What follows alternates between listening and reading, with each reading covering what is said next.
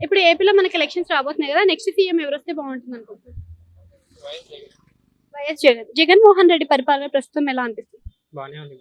జగన్మోహన్ రెడ్డి పరిపాలనలో రౌడీ రాజకీయాలు ఉన్నాయి అంటున్నారు, ఎంతవరకు నిజం అనుకోవచ్చు అది? అదేమో మేడం, డెవలప్మెంట్ స్కూల్ పిల్లలకి బాగుంది మేడం, బాగా డెవలప్ చేస్తున్నారు. సో సొంత చెల్లె అతనికి వ్యతిరేకంగా వస్తుంది కదా, దానివల్ల ఎఫెక్ట్ పడే ఛాన్స్ ఉందా మరి జగన్మోహన్ రెడ్డి గారికి? ఎఫెక్ట్ ఏమి ఉండదు మేడం.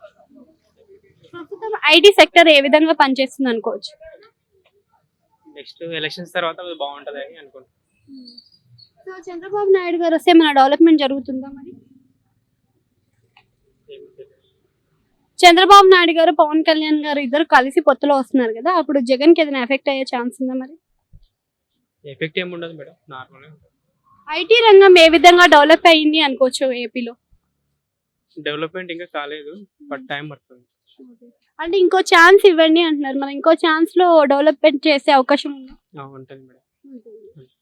సో ఇప్పుడు వాళ్ళ చెల్లె క్రైస్తవుల గురించి డెవలప్మెంట్ ఏం చేశారో అని క్వశ్చన్స్ వేస్తుంది. సో ఇంతకు ముందు అన్న వదిలిన బాణాన్ని నేను అన్ననే స్థాపించాడు పార్టీ అని అన్నది, మరి ఇప్పుడు అలా మాట్లాడడం ఎంతవరకు కరెక్ట్ అనుకోవచ్చు?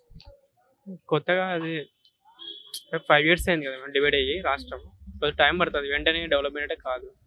ఇప్పుడు స్కూల్స్ చిన్న పిల్లలు అవి చూసుకుంటారు కాబట్టి వెంటనే డెవలప్మెంట్ కాలేదు.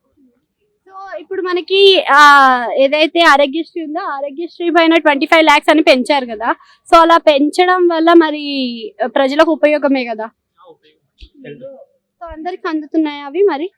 అందరికి వస్తున్నాయి. 3 క్యాపిటల్స్ బెటరా, సింగిల్ క్యాపిటల్ బెటర్ అనుకుంటున్నాను? 3 capitals బెటర్ మేడం, ఇది ఫ్యూచర్ ఐడియా బాగుంటుంది. సో జగన్ ఇప్పుడు ధైర్యంగా వై నాట్ 175 అంటున్నాడు, 175కి 175 వచ్చే అవకాశం ఉందా?